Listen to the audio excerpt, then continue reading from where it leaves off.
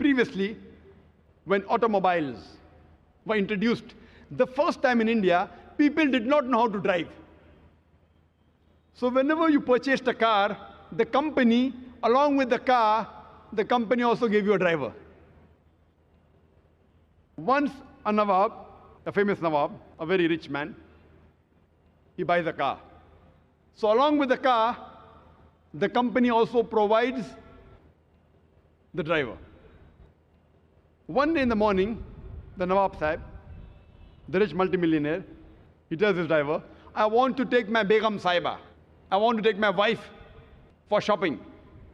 Please get the car ready. The driver replies, Nawab Sahib, the car is not in working condition. Nawab Sahib is very angry. Put the car back in working condition immediately. So the driver says, to put the car back in working condition, I require 10 liters of milk, 20 kgs of pure honey, 30 kgs of pure ghee, and 40 kgs of rice. That also basmati rice.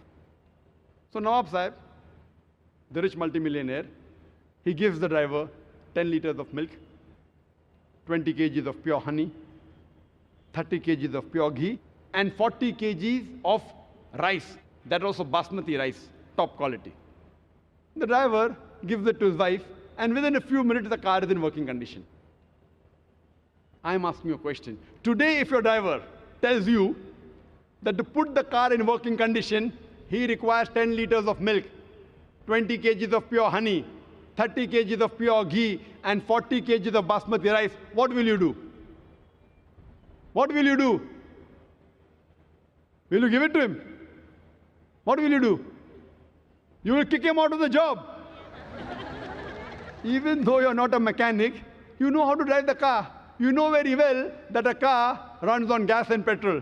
It does not run on milk, ghee, rice. You know very well. Even though you're not a mechanic, you know the basics, how a car functions. Similarly, today, if you know the basic message of our Creator Allah subhanahu wa ta'ala, if you know what our Creator Almighty God has mentioned in His last and final instruction manual, the Quran, no one will take you for a ride.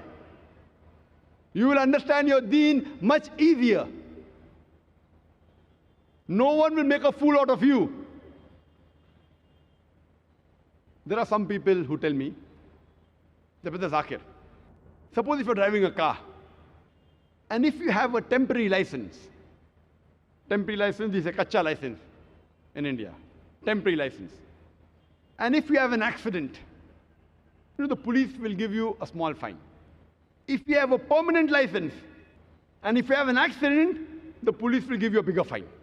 Therefore, if you don't read the Quran, and if you don't understand the Quran, and if you make any sin, God will punish you less.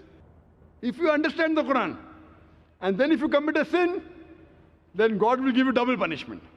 Very good logic. So why don't you understand the Quran?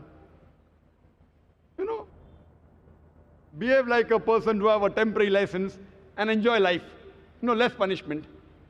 I told this brother, for sake of argument, I agree with you, that a person who has a temporary license, a person who has a kacha license, if he has an accident, maybe the police will fine him with 1,000 rupees or $1,000.